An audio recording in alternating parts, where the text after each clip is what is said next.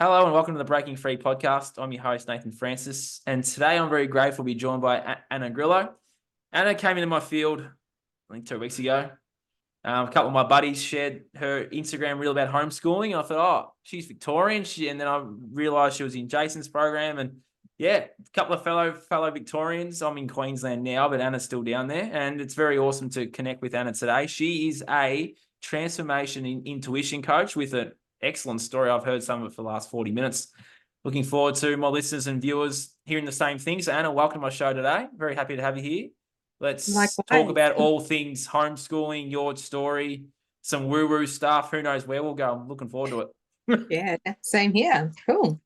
So Anna, your story. Where did it start? How did it start? And how did you get to where you are now on the Breaking Free podcast is where we'll probably start, I reckon. Yeah. So for me, look, I guess I always start with, I was raised as per your standard matrix. We're going to use that word, but yeah, just your normal standard living. My parents, they were migrants out.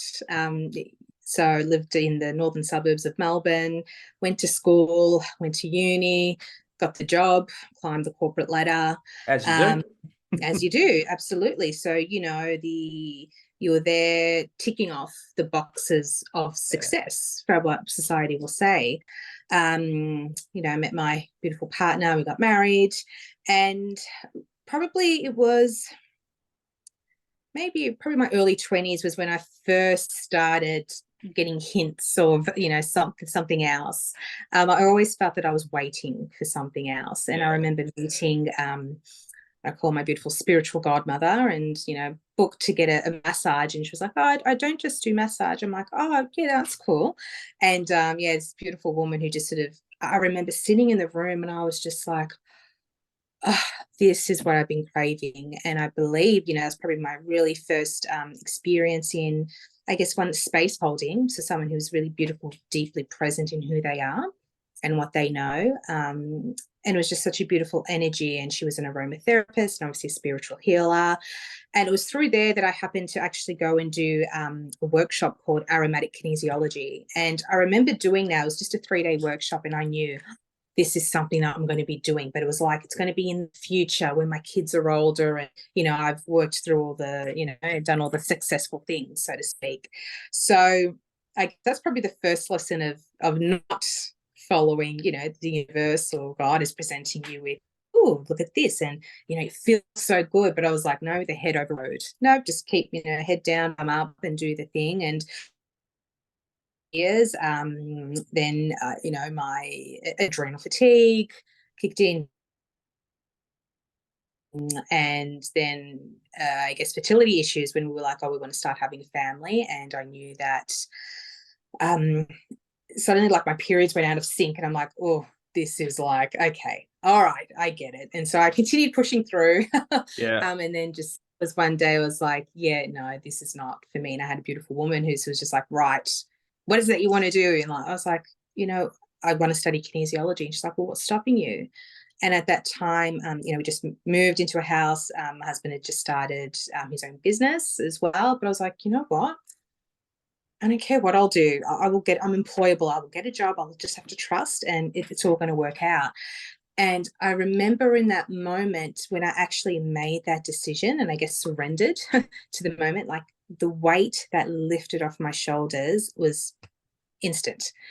And and then, I transitioned out of work for a few months, and I remember it was the last day that I found out that I was pregnant. So of course I was. Yeah. And so I guess that shifted me into then this whole, that's probably around 15 years ago now. So that shifted me into this whole, so I started, I guess, being on my life path. I was studying kinesiology, which obviously was where I was meant to be as I was pregnant, and really, I guess, it's almost what we sort of spoke about this before, but it was a remembrance. It wasn't necessarily, I knew all these things. Like I'm learning. I was just like, oh yeah, of course, yes. Of course, that's how that all works. And it was also, I guess, my first appreciation into probably like even the sciences and learning about biochemistry and nutrition and anatomy and physiology. I mean, back then it was like 2010, so it was. the primal blueprint. So Marx Daily Apple with Mark Sisson, paleo with Rob Wolford, like they just started, and you really do see that things that become almost fringe, it's not like until 10 years later where they actually start to become mainstream. And so hearing these new concepts and just gaining a really, one, an appreciation of the human body, but two, the deception around how science and studies can be presented, how flawed they are, and you can get them to say anything that you want, so to speak. So it already got me thinking and open to what else? Well, if they're lying about that, what else could they be lying about? Which I already had a bit of an inkling, 10 years in prior to that, but it just started really opening my eyes and being able to ask the right questions. A lot of people don't want to ask those questions, though, do they? No. What sort of like the catalyst for asking those questions? And what questions were you asking too? Yeah, well, so I guess being open and knowing that something's not quite right. So I remember, go back to September 11. I remember when that first happened, and I was actually watching it on TV, and the next day, everyone's talking about it. My cousin and her boyfriend at the time came in, and we were like, oh my gosh, how terrible, what happened? And he goes, I look back now, I'm like, man, if I'd known, I would have had so many conversations with him. So he's just like, that was an inside job. And I remember everyone was just like, oh, and then the conversation went on, but I remember it dropping in. And so over the years, I was just like, oh, but again, it wasn't just like, oh, that's ridiculous. It was just like, oh, it was a new perception, a new, thought arose that allowed me to go, oh, could that be? Oh, and it was something, I guess, like logically, just like, oh, as if that would happen. But then there was something to go, hang on, there's something to explore. So then over the years, I would then someone would make a comment, or there was, I think we watched Fahrenheit 9/11, and then there was little, people, you just have conversations and you hear more and more. So I was already open to that, but I never knew. I mean, this is before Google and social media, really. So you're not in those groups, and there wasn't someone enough to go, oh, here's a book, or here's a DVD, or stuff like that. So I'd known, so then there was always there in the background, and every so often, and I think the biggest one was I came across David Wilcox. It would have been around 2011, 2012. Which book? I've read all of them. No, so it wasn't his book. This is random. I was, doing, you're going through a Facebook profile, Facebook back in the day, and I saw someone posted this. I was like, oh, this looks interesting. I clicked on it, and he just started speaking or writing about financial tyranny. Oh, his YouTube blog. channel. That's right. So it was the first blog. So you got to think he wrote that over the course of like 1 or 2 years. I was like, oh my gosh. And it was the first time, though, that everything had been presented and laid out and how it all linked together.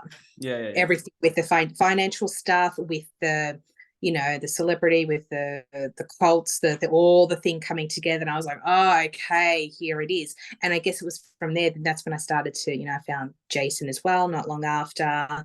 And just was, So, you have this first, the initiation was the fool's journey, the hero, the fool in the tarot goes off into the world, and then things start presenting as themselves, like, oh, how am I going to go down this path, which way am I going? So, and it's interesting, because it's interesting you've mentioned, like, I started reading Dave Wilcox books through a good friend of mine, too, Dale. He had all the Wilcox books there, and I was going through my journey, and I read all David Icke's books and all of Wilcox too. And like that book, the one where he was talking about his dreams, where he logged all his dreams, that was a good book. The one he wrote in 2012.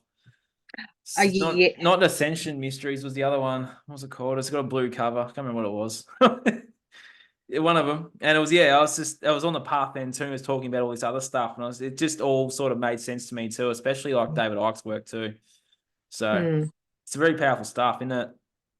Yeah, it is when you go out. What you do with that. It's what you do with that information. So that information you're learning, I guess you're already on the path. So how did you then use that information to then be like, well, what's going on in my world? How do I sort out my world? Well, how was that journey for you? Because I feel like they're two separate journeys. Because it opens your mind, and this is the whole thing, when we're not so centered, or if you don't know thyself, so to speak. And I think that's the biggest lesson in all of this. 100%. How do you know which step to take forward? And it can be very, very confusing. So there are a few things that were also happening at that time. As I said, you know, I'm studying, I'm learning all the amazing things. I've got, you know, my beautiful daughter, and even though it was a hospital birth, but it was all natural and so forth. And it was through those studies, I'd been working with a naturopath, and, you know, obviously the V that shall not be named, the Voldemort, the vaccines came up. And it was from there that, you know, she was like, look, we've got families that don't, and they've got families that do. And those who choose to, we have the homeopathic detox. And so for me, I was like, oh, win-win.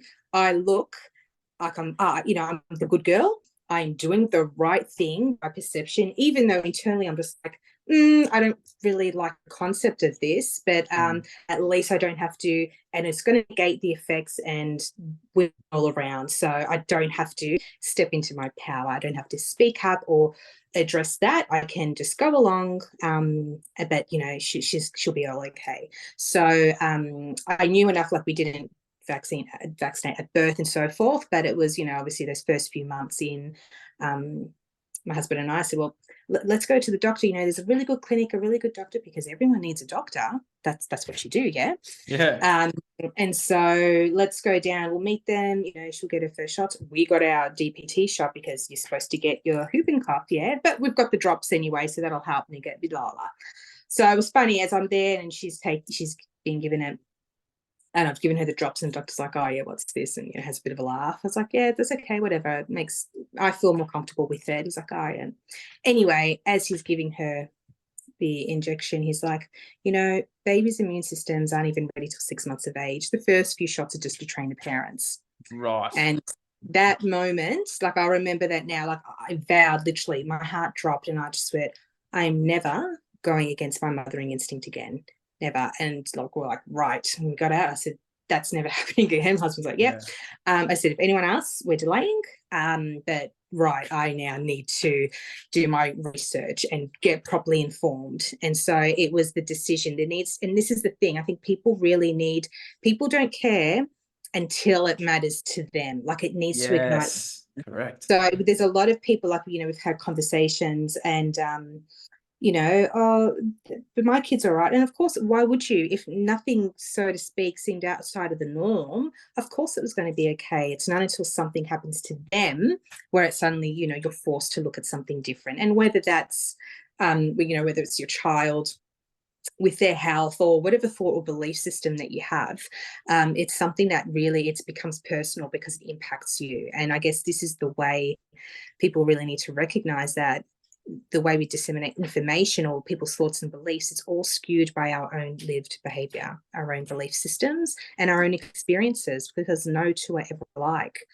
And that's why it can be difficult, I suppose, when you're trying to share information, because it's not until it's meaningful to someone that they're willing to listen. Yeah, spot on. Yes, for me, I guess that journey, then, that was that impetus. I went, all right, okay. So that was, I guess, my it's not the dark night of the soul, but that's my first initiation into speaking my truth. Yep. Facing persecution and judgment, because that was, what do you mean? Everyone does that. Oh, really? Is that what you think? How come? And also, and for me, I guess the hardest thing for me almost was it's the reflection of other people going, oh, and they're faced with their own thought belief system. And it's like, the last thing I'm doing is because at the end of the day, I'm all about free choice. People choose whatever it is that they want. I understand this is my belief system. If you choose to go do it, go do that. As long as you're informed and you're happy with that, go do that. But I'm not the one to try and force my belief system on anyone. So if you choose to, you know, vaccinate, whatever, good on you. Go for it. Different, yeah, different times, right? I know when I went through the whole awakening thing, it was during the C stuff of 2020. Yeah. And I was trying to tell every Tom, Dick, and Harry not to go and get that thing. Because it was so blatantly obvious that they were going to try and take you off the planet. Like, it was just blatantly obvious. That's what they were trying to do. Well, that's the thing. I was trying to warn every Tom, Dick, and Harry, but it's like they had to go through that journey to then be like, well, 100%. maybe 4 years later, maybe that crazy guy in Bendigo was right. Actually, there was a couple of crazy guys in Bendigo talking about it. Maybe those crazy guys were right. Who knows? And that's the whole thing, because I'm like, this is, and because I had done my research, I knew, and I'd speak to, I'd go speak to many different health professionals, doctors, and sort of have the conversation, you like, but I guess when I'd made that decision, suddenly the right people came forward to Yeah, me, and spot on. like, and they're also very much, yeah, on the down low, because I guess the biggest thing is, how do I manage? And again, it's knowing, because I knew about the human body, I felt a lot more comfortable in trusting the system and what it is that it needs to do. It only wants to heal. So we're not trying to treat symptoms. When when my daughter had a fever, I was confident to go, hang on a second, I could take a step back and go, she's not in distress. She could clearly communicate. She's still drinking. She's got this, a really hot, high fever, but that's what fever is there for, to raise the temperature in order to kill off any germs or bugs that goes off, that has come into the system, and allow it to resolve. And I remember that first night, I was like, but by 10 p.m. it had cleared. And I was like, wow. Okay. And I was familiar with homeopathics as well, through my studies. And so I sort of had, I always had this, I've got this checklist, watch, wait, observe. What are the symptoms? How do I make them comfortable? What is it that they need? I've got my, remedies, whether it's, some herbal medicine. I've got some flower essences, essential oils, crunchy mama, hello. Your homeopathics, they're my thing. I sit, wait, and monitor. I'm not anti-medicine. I've got my triage, so to speak. And then if anything like that if I need to go to the next level, but so far in my experience, I'm very lucky that we haven't had to.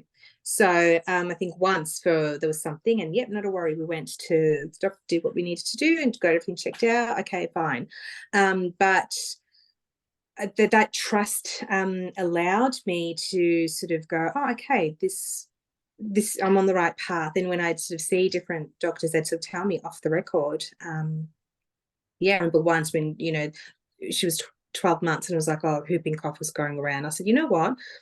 Or it's cold and the cough. She has a slight cough. And I knew it wasn't anything. I said, but I just need to know. I need to educate myself. I wanted to go to the doctor. So I want to understand what signs and symptoms should I be looking for, because she's not vaccinated. So I want to ensure that I'm doing the right care in place. It's like, yeah, when he took us through and he checked her out, he's like, oh, I'm curious, just, why not? And I sort of, oh yeah, I just feel we're just delaying, and there are some that we believe, but yeah, just a few things there.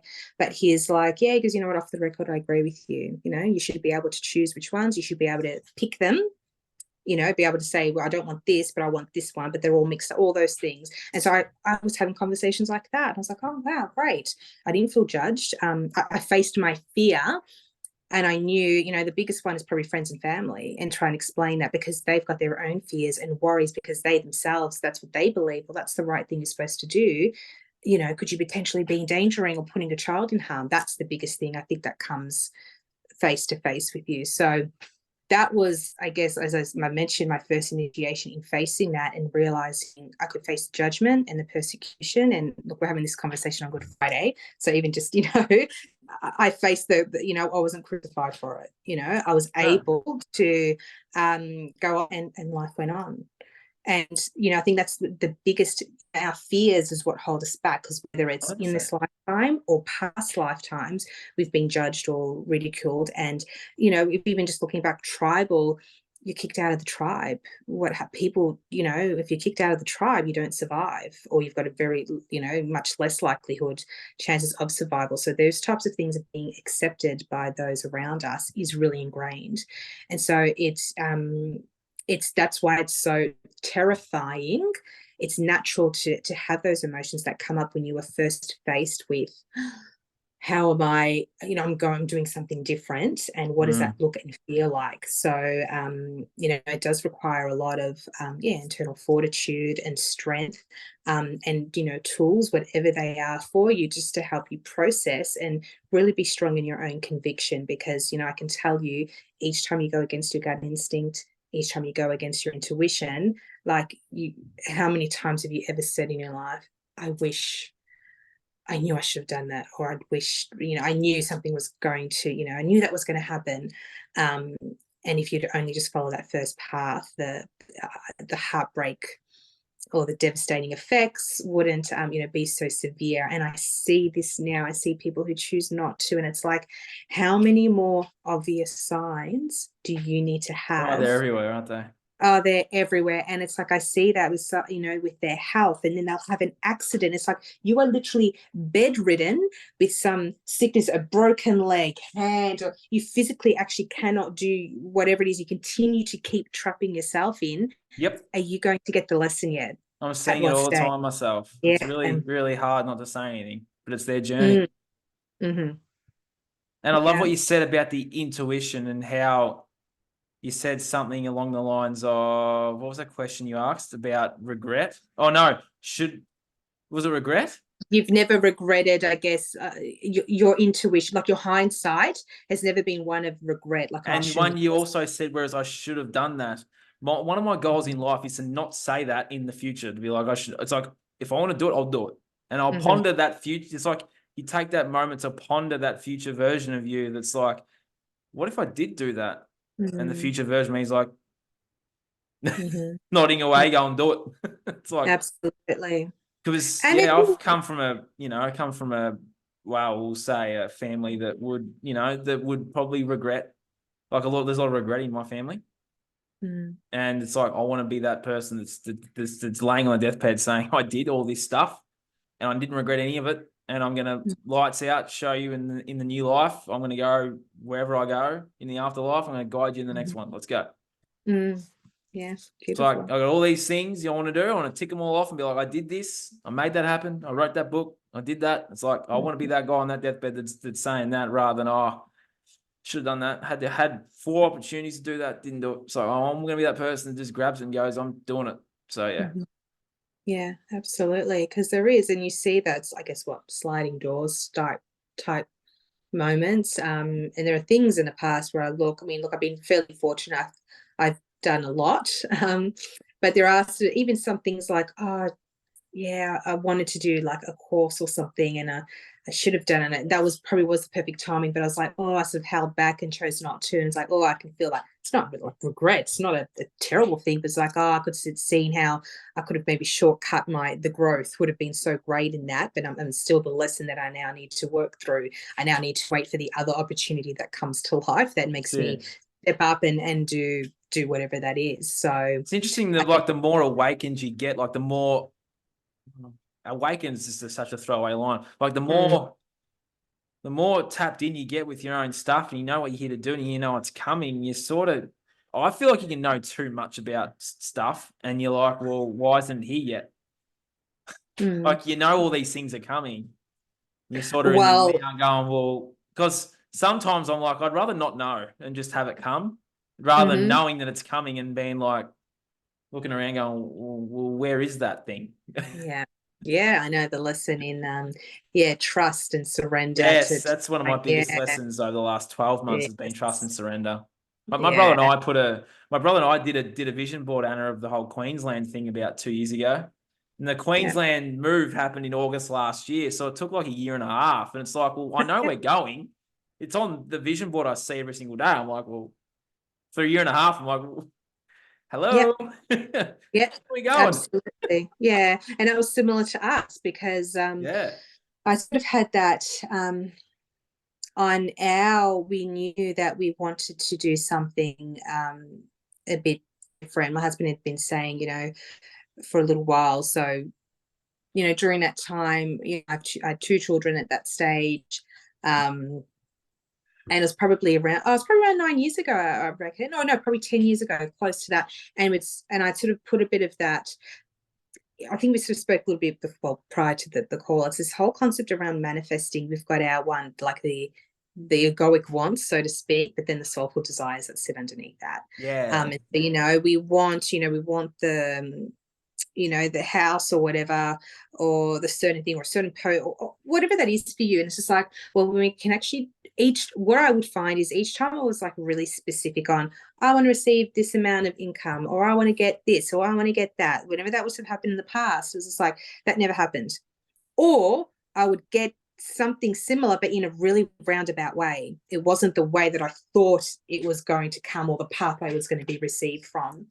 And so I find the key is it's all about actually what is it that you desire and the feeling. Because if we're chasing something or we're wanting something, we need to go deeper. It's like, well, if we're wanting the house, so something that's very physical, what we're actually craving is the stability and safety. So something like that. And it's like, wow, well, when I look through that lens of, well, what brings me safety, what brings me stability, and what does that look like that's going to be in a peace, calmful way? Because, you know, you can get a house in any suburb.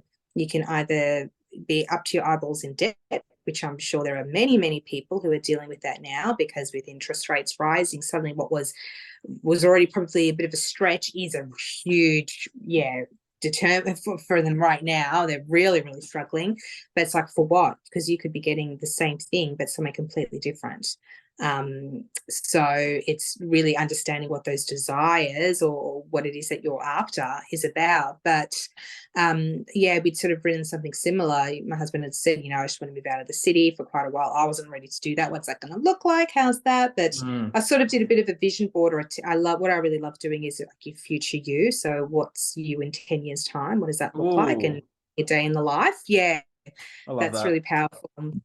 And I was like, oh, how interesting. And so, yeah, then the way our pathway went, because I was living in Melbourne, but we had found a little the little beach shack, as I call it, when we were out in Venus Bay, so out in South Gippsland. And we it was a little getaway for a little while. But again, when we're following the pathway of intuition, you know, I think, yeah, like I said, it was around 10 years ago, but it was 2019. I was like, I felt the urge and like, we need to leave. Like this, it's time to leave. Okay. My husband was like, finally, and you're on board. Let's go. You know, let's make it happen. And, you know, because I'd chosen, you know, along that journey, I'd chosen to home educate my children as well. And I guess I told that first story because that was my first initiation against judgment and persecution. Yes. You know, next thing saying, oh, my kids aren't going to school. They're not going to kinder. Like they've never been into a, you know, an institution or a system, I should say, or both. So that, you know, so I'd already, you know, I was like, oh, all right, let's go. I've already gone around the path. I know what it's like to be faced with everyone's curious. What do you mean they don't do that? And but again, because I was so I followed my gut instincts, my mothering instincts, that this is the choice that we're going to make right now. This is what's going to be best for my children. You know, because they can always go back to school, they can always go into school. It's not, you know, a big deal. Let's just see what unfolds. And yet again, you know, the most resistance was probably against family and some friends, but for the most half, I didn't get a lot. Because I was so confident and knew why and how. So I think that's really key. But because we were home educating, for us, it was just like, well, we can do this anywhere, anytime. So let's just start up in Melbourne. There's a space that we're going to go live in Venus Bay. Willing to go, you know, it's literally, if you've ever been, there's no connection to anything. Although there is electricity, but it's a small, sleepy little beachside town with a couple hundred people living in it. And it was a beautiful space to get away to. And it was the perfect timing because obviously the next year, by the time we moved around, as we know, the big C arrived, and that was where we were. You know, we could ride that out, and we were where we were meant to be because we, you know, the beautiful people that we've met around the area, which has now helped us settle. We're like, we love this. It was a beautiful community, and met all so the your people. Your intuition came on before the stuff started, and you're out of there because Melbourne was a shit show, wasn't it? Oh yeah, that's 100%. And there was no, like I said, there's no rhyme or reason to that. But it was 2019. I was like, I think it's time. And I couldn't even logically, but it was just this gut feel again. And this is the thing, it's our gut feeling. Like when I chose to home educate my children, this gut feeling, I don't know why, you know, where's this even come from? But you know now? Well, you know now. Exactly right. But I was just like, no, we're not going to do it, and just see how we go. So, you know, 10 years later, it's just like, we're still doing it, and it's a completely different. Exactly right. So with the homeschooling stuff, which is an interesting one because that's obviously a big thing, isn't it? Like, going to school and doing the system thing, and having people in your circles be like, well, you know, why aren't you doing that? It would be very interesting conversations, but I guess you're already on that path, weren't you? So, but I guess the question I'm trying to ask is, how was facing all of that judgment and that stuff? Because for me, it was like, well, I was going against the whole, pretty much, I felt like the whole world 4 years ago, and I was speaking out against this other stuff. But back then, this stuff hadn't started. So it was those little things. It was the things in the arm, and then it was the school system. Like, how did that journey go? Because back then it was so normalized to go to school and stuff. A lot of people are homeschooling now since this stuff was pretty much over. But yeah, how was that process for you? Like, because back then, 10 years ago, like everyone was doing it, right? How was that process for you? Just being like, no, my kids aren't being indoctrinated. Yeah, it's hard because, you know, it's not like there was no one in my family, my friends, no one in my social circle, and no one within their social circle. So it's not like it was, oh, I don't think I'd had anyone that goes, oh yeah, I knew someone. No. And if anything, you've got a homeschooling I guess it's different probably in America, maybe a bit more popular. So there was nothing to go, how weird, can you even do that? That's probably the biggest. And so when I even looked, because for me, look, I was very fortunate between my parents and my mother-in-law, you know, they stayed one day each, you know, so 2 days a week, they'd be looked after. So I could either do some work or help my husband in his business and stuff like that. So we hadn't even needed to utilize the childcare system. So I recognize how fortunate I am in that. So I was able to have a real, I guess, you know, I do have a village. So that was, you know, with my family, I'm very fortunate to have that. And that's something I think is like the most, when we're looking at the systems and the structures, like that is one of the things that have broken apart families, that in not being able to, in that families have had to, you know, grandparents have to work in order to get, you know, in order to keep an income coming in for whatever reason. They're not able to take the time off to look after their own children, you know, within their grandchildren. So, you know, it's forced the system for people to be dropping off their children to strangers. And let's be honest, and I do find this a difficult topic to talk about because of that, because I know a lot of people do not have, aren't in the position to be able to do that, and they desperately wish that they could. But we also need to recognize that we need to be having these conversations, because like even in my corporate career, I worked in HR, and I was, you know, doing a lot of work around the diversity space and doing the reporting for them. And they'll, you know, they'd have these amazing policies, you know, start of, you know, sort of like working from home or 48, 52 weeks, and, you know, being able to take extra time off and paid parental leave. But for me, I just always thought, what if women don't want to go back into the workplace because they want to stay and raise their children? It was like that's not addressing when you're talking about women in the workplace. Yeah, absolutely. That's, you know, needed. We want to ensure that everyone's treated, you know, has the same opportunities and so forth. But when you start looking at then the lens of what's best for children, there's very different conversations happening, and they talk about the first 3 years of life to be with a primary carer, and attachment theory and a whole lot of things there as well. And so there's a really big, conversations don't happen together.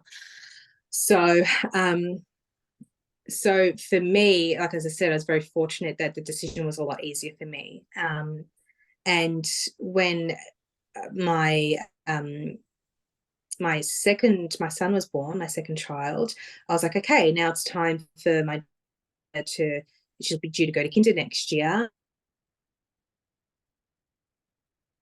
Now, you know, my daughter, she's very, I never had an issue. Like what's probably the most popular question you get about home education? What about socialization? So that's another conversation I'll get into. But for her, I mean, I was very fortunate. She's very, and you know, she's very emotionally intelligent from a very young age, and she could. I loved watching her observe just the way naturally she'd meet kids at the park and even adults, and just be able to have a conversation or observe kids and wait to play and be able to go in. It was fascinating to watch. So I wasn't worried about that. But what I'd find is when I'd go pick her up from occasional care is that I often see her, then she'd be with the carers and walking around having little miss have a chat. And it wasn't because of anything, but I just thought, why why am I sending her somewhere where she's not necessarily playing with the other kids, because that's the whole purpose of it. And she was finding joy because she always to chat with adults anyway. And I'm just like, well, the whole purpose of her to, I guess, was supposed to be there playing with other kids. So I was like, oh, that's interesting. And also, when she'd be with my niece and nephew, who my niece was 4 years older and my nephew was the same age as her. And her and my niece, I used to love watching them play together. It was just beautiful to watch. They had so much fun together. And on both sides, seeing what they got out of it. But when she played with my nephew, and like they're best friends now, but they're at the same age, they're 2, 3, it would always end in tears. And for me, I was just like, well, that's normal, because developmentally they're wanting the same things. They're quite still in their ego. They don't understand the concepts of sharing and this is mine and I want this and so forth. So it's only natural that they would be behaving like that.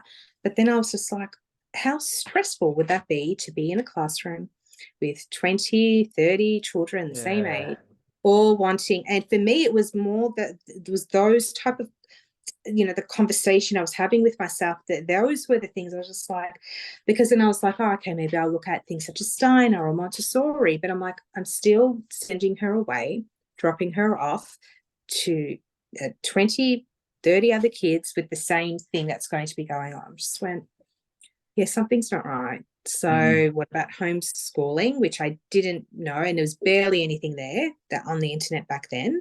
And I happened, then so good off Facebook. So there was, a homeschooling group which was in Melbourne. So I sort of went along to one or two just meeting. And then I happened to find in a comment, someone saying that there was a homeschool group near me, in northwest suburbs. I was like, oh, perfect. And that was the one where, I sort of met, like the vibe of the families, kids of similar age. So I sort of been great, because we'd have activities that would suit, because the kids can get to anything from 8 and under, that works really well, altogether. Someone gets something out of it. Then we tend to get that, 8 to 11, 12 group. But then there's also then like 10 to 14, then off, like there's sort of different ages and stages, with, they have different needs and what entices them and what works well. We sort of had that, and we got started, and just didn't look back. I guess we found, amazing friends, and really great opportunities, and the chance for them to just go out in nature hours on end, unstructured. Doing that once or twice a week was so much more beneficial for them than that, to what will they get? What's recess? 1 or 2, 15 minutes? Or is it one recess, one lunch? Half an hour and an hour or something. Ridiculous. That's right. They sort of get this. And even then you can really, I remember the unwritten rules. I only played with the kids in my own year level, and you're lucky, really. How lucky are you if you happen to get a really good year level? I mean, or a classroom. I know many a child who's, they've been a troublesome child, or dynamics didn't work, and it's just set them up terribly for social interactions, because they'd often be feeling left out, or all these types of things. That's really hard to navigate.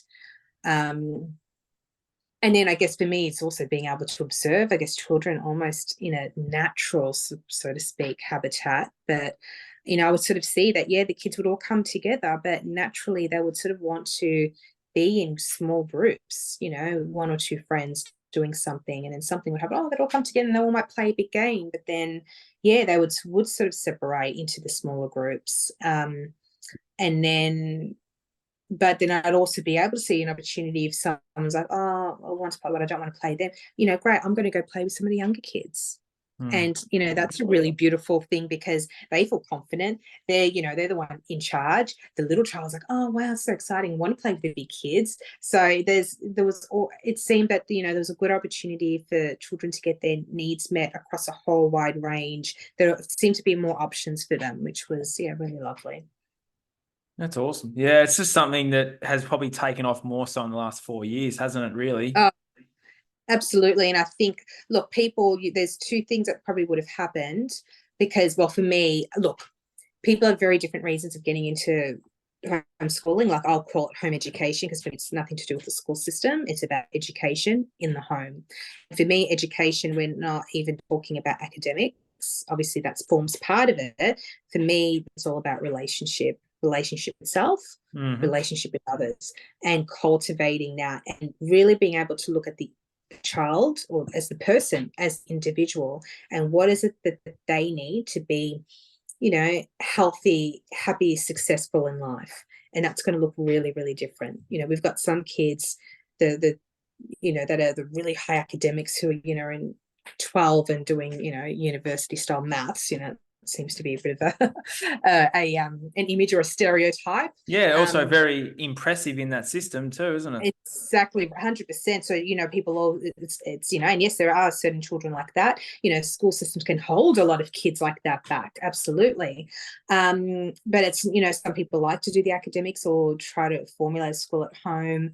I chose it more for a philosophy or a belief system, rather than being failed by the system, because there is a lot. Obviously there's people who choose to do it for religious reasons as well. But yeah, that's a big one too. That's a big one as well. Yeah, yes, yeah. And obviously, that's probably why it's so popular over in America because of that. But yes, yeah, we do tend to have faith-based groups here as well.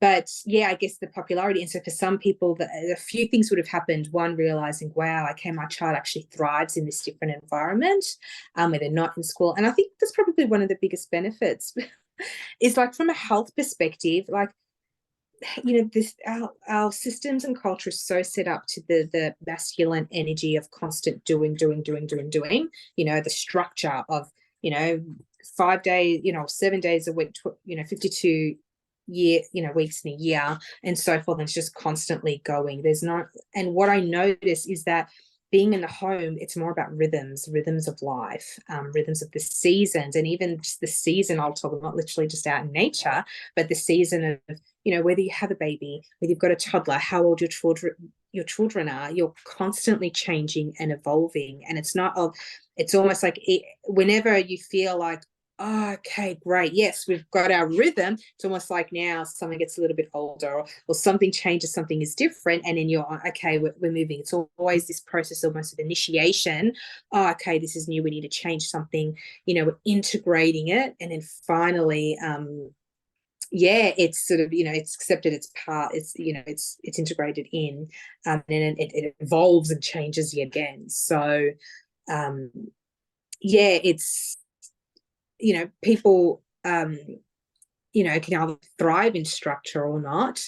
But I think during the last few years, people sort of saw that this works best for our child, or noticed a whole lot of gaps, or just thought of something they really enjoyed, the ability to be able to be home together and with a family, because I think that's the biggest thing. We're so used to, again, in the culture of separation. You see each other in the morning and at night, but everyone separates and lives their own life. Where I really find home education actually forces you together, and that's why I laugh. I don't laugh, but in a way, like, people, I couldn't do it. I couldn't do that. And really what they're saying is I couldn't be with my child 24/7 because, and which I get, my gosh, I understand, please.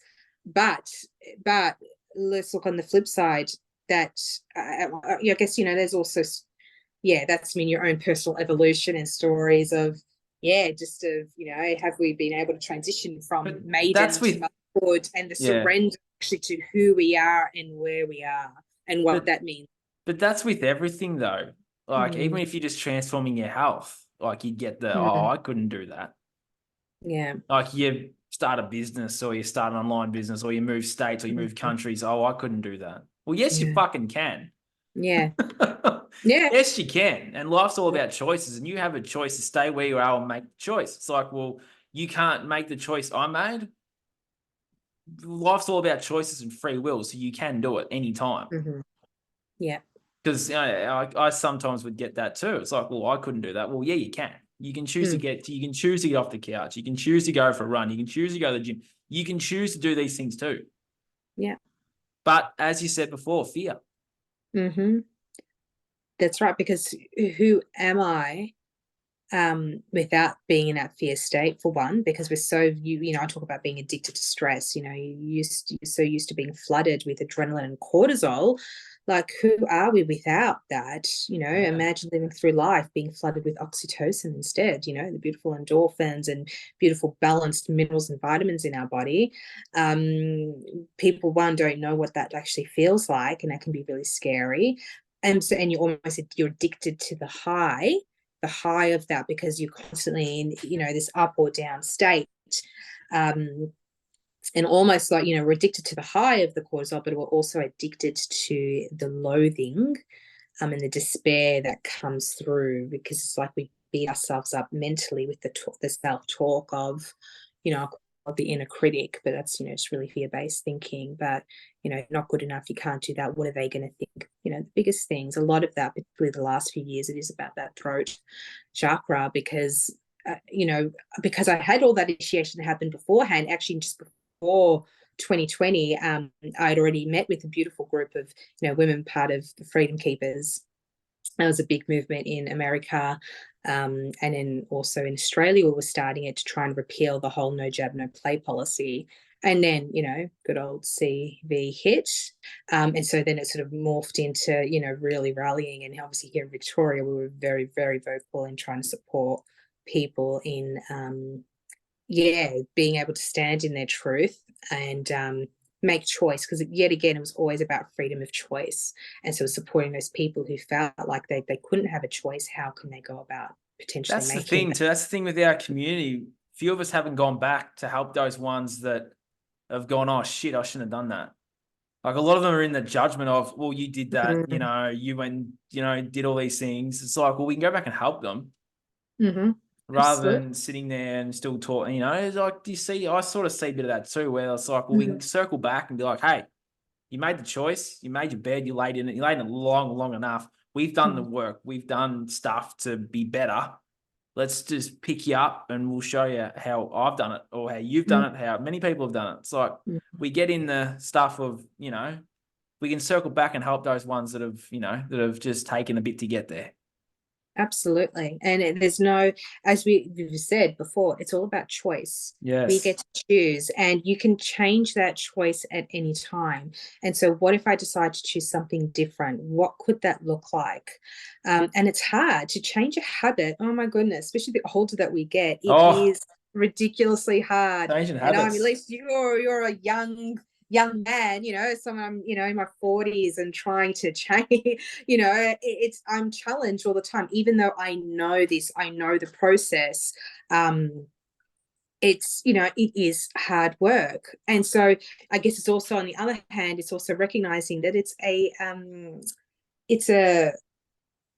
we don't have to, oh my gosh, the words have just slipped out of my head, but it's a no-fail gig.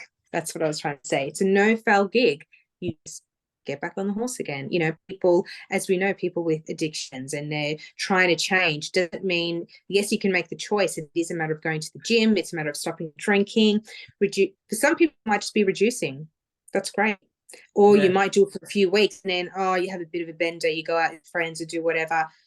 That's fine. Doesn't mean you keep going with the same behavior. I did it. What happened? Understand the trigger. I was with friends. I didn't want to feel left out. Cool. Now we know that there's something there, that a bit of shame, judgment. What do you need to do to help build that? You can continue going on with your lifestyle, continue, go back to your healthy living, whatever habits you were cultivating.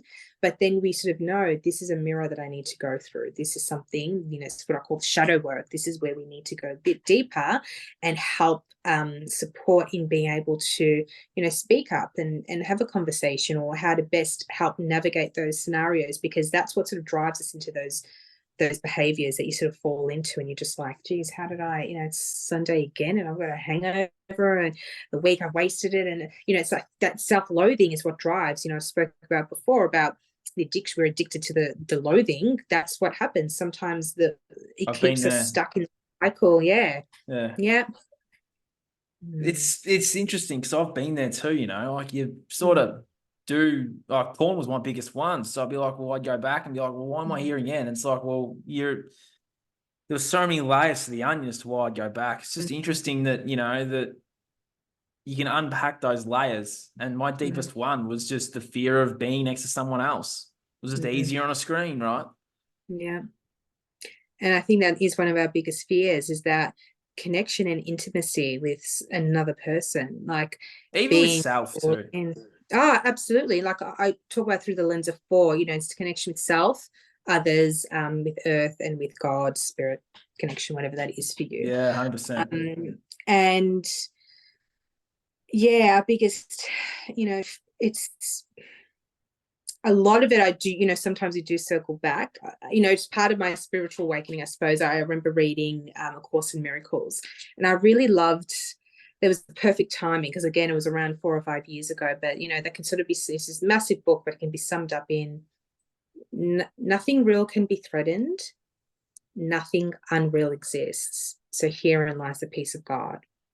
And so for me, it was like, is determining, you know, when you start going down, you know, the truther movement, and we talk about the whole concept of public and private life and so forth, but what is fictional, what is real, what is actually real? It's being able to discern what is real. And I think the material world that we live in, or society, we think that's actually real, but I think that's what the last few years sort of showed us. Well, hold on, what's real is like what love, it's connection, it's our belonging. It's not necessarily the job, but where does fulfillment come in? Where do I actually get safety and security? And I can do it in a myriad of ways. It's almost like when I lose the job, if I'm no longer this person or this title, hold this, or move to a certain suburb in order to go to send the kids to the private school in the postcode, and that's almost a threat, because if I don't have a job, how am I going to pay the bills? Then what will people think of me because we look so successful? We know that. We do that. We judge, or you sort of know when someone lives in, where do they live? Western suburbs, or they live in, you know, the center of the city. It's always, you automatically, it's a perception of what that looks like. Yes. So it's all written rules, which is nothing. It's just nothing.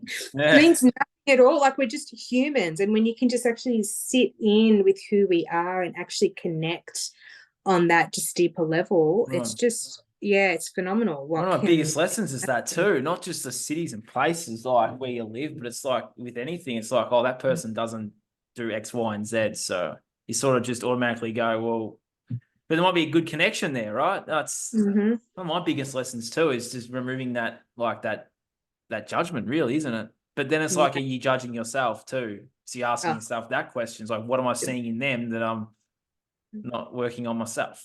100%. It's the mirror. I mean, literally.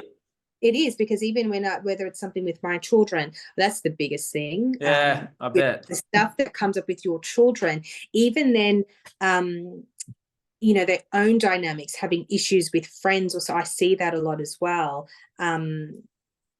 It's like, where's the mirror? Because often people, it's the art, really, if you want to, the healing really comes about in the ability to question, to be able to discern, but also asking the right questions. Because, you know, parents just want to go in and solve the problem. Oh, you'll be right. Oh, yeah, she was being me. Well, just don't play with them. Just don't, you're not solving the problem. You're just sort of trying to give advice, and also sometimes do things that maybe served you in the past, but did they really? But the lesson actually is, well, we're not talking about going deeper with the feeling of the loss. Well, I don't feel like they belong. They're judging me. It makes me so sad. Being rejected. And, you know, it's an opportunity for us to go, oh, where's my rejection? Where have I been rejected in life? And, you know, integrating that, healing that. It's a really big piece. It's very common. And like I said, whether it's my children, whether it's my partner, I always need to stop and go, oh, one, what don't I like that they're doing, or what's it making me feel? Where do I actually do that in life? And whatever the annoying behavior is, if I again reflect in and go deeper, how is it actually not, when we keep externalizing the problem, that's one of the biggest issues, because you're not solving anything, because you cannot control anyone else's behaviors or interactions or responses. But whenever I drop in and go, how does that make me feel? Angry, frustrated, sad, or whatever that is, and I do the inner work to integrate and transform that, then just naturally those external relationships, like it adjusts, it can respond energetically, things happen. Yeah. But it's a matter of going there and asking those questions and going, well, where does this come from? Yeah. And sometimes you're taken back to moments in childhood where you're like, well, that's where it showed up first. So you're back at that 5-6-year-old version, aren't you? And you're going back there and just showing it some love and some affection and being like, hey, that's just a story that one person told you. Or it's a program that one person just slotted into your subconscious where you can just remove that. You can go back and hold that child and say, I love you. That's all I ever needed to give myself as a child, was a bit of, I love you, Nathan. Absolutely. And that's where I call about cultivating the inner care instead. That is literally the process, is being able to do that. And I think, though, people we've happened to have, years, decades of stuffing those things down. And this is why, I guess, it's that huge, there's this big shift and change regarding, I guess, gentle parenting or respectful parenting. It's not about pandering to children. It's not about this permissive parenting, but it's actually recognizing, going, I can see why you're upset. And literally. Just things integrating, because we've got a whole lifetime of things like that just getting pushed aside. And so what happens is they explode out at inappropriate times. So when they're not managed or sort of dealt with in those moments, it's this build up. And we've got decades of that, so getting stuffed in. And so, that can be a complete disconnect to what sets us off right now. But a lot of it comes back to those inner child or past selves, or even just, adult past experiences that when we felt rejected, just being able, that ability to go there. And like I say, I would call it, that's part of the shadow work that I'll guide people through. But it can be scary because you've literally got a lifetime, and they just think, I'm going to fall in and never be able to come out, because it's just this myriad of stuff, and it's just so confusing. I can't, I don't even know myself, here standing in the light, how can I even peek behind that curtain? And so it's just really slowly, and again, it's the practices to help you know yourself, connection within, whether it's a whole little different things that come in, but this is why the practices such as meditation, of grounding, all those type of wellbeing practices, of just really slowing down the stress response in the body, just to help get us present, so we're not seesawing, so much in these highs and lows, and allow the ability for our body just to get used to the, feeling good, the parasympathetic coming in. I love that. That really form part of the keys to allow us to go, no, I do have this, I've got it. And start delving into the work. And it's a cycle. I could call it the spiral of ascension, because it's not linear. It's not, I've done this, tick this, next thing, go. No, it's rhythms of life. So 100%.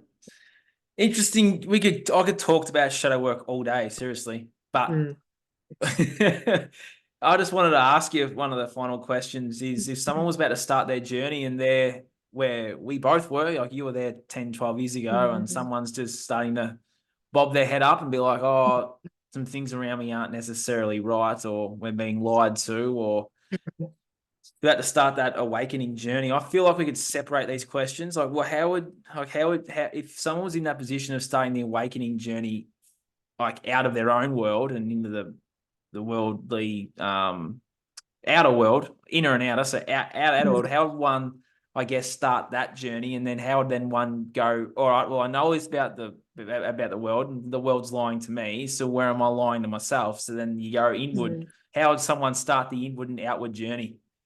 For me, it's all about the art of self-reflection. So being able to ponder or how things actually make you feel. So for instance, I've again, it's the art of questioning. I've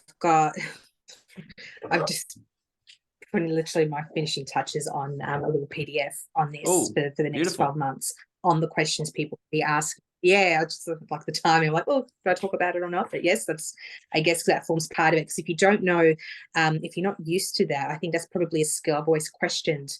So for me, I've always, reviewing, so it's come second nature to me.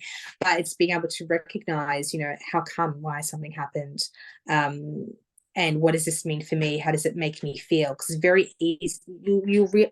What people will recognize when they start, it's very easy to turn the story. Like I'll be, with clients and, to start to, okay, so how does that make you feel? And really start to just to question to getting them inside. It's very easy to keep pushing back out to, oh yeah, but they did this and they did that. Okay, Yeah, we can yes. recognize. We need to come back in. Yes. So yes, the art of it's again, how does it make me feel? I think that's probably the biggest one, is to stop. What am I recognizing, and how come? Does this remind me of something? And those type of questions at least make you go, okay, well, it's actually making me feeling angry, or makes me feel really sad. How come? Because I'm not sure. Sometimes just asking it, because the answer is within.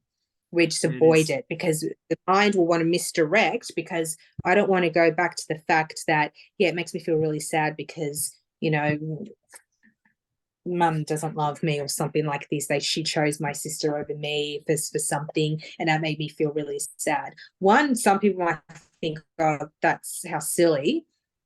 But it's like, well, that was actually really valid back then. You might think, oh, I've integrated it, that was just life. But those big feelings for, when you're 5 years old and you're in this state of learning about the world, and think, oh, my mother, who's supposed to be here to protect me, for some reason, this thing of separation, of shock. And I don't know how to process that. And so this is something that we really need to realize, like, it's not just the words that we say, particularly as a parent, like it's the actions and the follow through that happens. And often when we're just so busy, and cut ourselves some slack, I think, one, because you're also doing the work yourself, but, if you're also a mother or a parent, like you're just, I think the ability to be able to sit back and recognize, how can I help someone process, or being able to, if you're angry or you snap at someone, being able to sit and recognize and then apologize or raise that, I'm so sorry, that probably, that may not have been nice, or I'm sorry if I hurt your feelings, and you'll be very surprised with how your children, come back and respond. And yes, there may be tears. And I think this is a big one too. We're denied the opportunity to cry. No, you stop with crying. Crying is an emotional release for us. And so you've literally got the years of build up of this tension that didn't naturally get a way to release. So we've just got this constant energy being stored up. But the art of self-reflection. Love it. Asking yourself, how am I feeling? How come? And yeah, did it remind me of the past experience? So you're sort of recognizing and get curious with it. If this is really foreign to you, if this is like a new concept, just play around with it. But that's where I'll always say that the answers are within. Sometimes having someone, I've got coaches, I've got mentors that I'll connect in with when I notice I'm getting sort of stuck at a level of the same thing. But if that's what you need to go through, just to help, because sometimes we do have our blind spot, but just get journaling, get a nice little notepad, journal, just write about your day, just get things out of your head, because they're express some gratitude. Absolutely. I love gratitude journaling. Yeah, because it's flipping, because it's so easy to get caught up in everything that's going wrong. Pages of what's going on, but what's going right? Exactly. What's going right for you? So recognizing that. And then I also love emotional freedom technique, which is also known as EFT or tapping, where you're literally tapping on a certain points on the body, the acupressure points. And for me, it's all about the mind, body, spirit integration, because you can think of it mentally and go through that, but you can still get stuck. The EFT, by tapping on the acupressure points, we're moving more chi, removing the blockages within the body. And again, they correspond with organ glands, muscles, hormones, and so forth. But then they've also got the emotional and the energetic aspects as well. So you're really blending this beautiful mind, body, spirit modality, because we're not in isolation. So I sort of teach that, and I've got a few videos and stuff around that people can go along with, because I can guide you through it, but at the end of the day, it's nothing. There's not a specific formula. Just get tapping. I love the collarbone points. If you're journaling and something is coming up emotionally, just do a bit of tapping, and it helps to integrate. Yeah, love it. Love it. That's awesome. So where can people find you, Anna? Where can they find you? Probably best on Instagram. So over there, I am annagrillo.trueself. My website is trueself.com.au. So yeah, I'd love to come connect. Awesome. Well, thank you so much for sharing what you shared today, Anna. That's a really awesome hour we've just had there. So yeah, it's a lot for someone to unpack, but yeah, I hope we've empowered a few people today. So thank you for sharing all that you shared. That was awesome. Thank you. Thank you for having me. It's been a pleasure. We'll have to do oh, I can't even talk. We'll have to do it again soon. Yeah, absolutely. Yes. Yeah, I'd love it. We will. Great. So anyone out there, reach out to Anna. She's awesome, clearly. So yeah, this has been the Breaking Free podcast. I'm your host, Nathan Francis. I will see you guys again real soon. Some more awesome guests. Anna, that was awesome. Thank you so much. And everyone, have an awesome night. Have an awesome day wherever in the world you are. And we'll see you again soon. Cheers.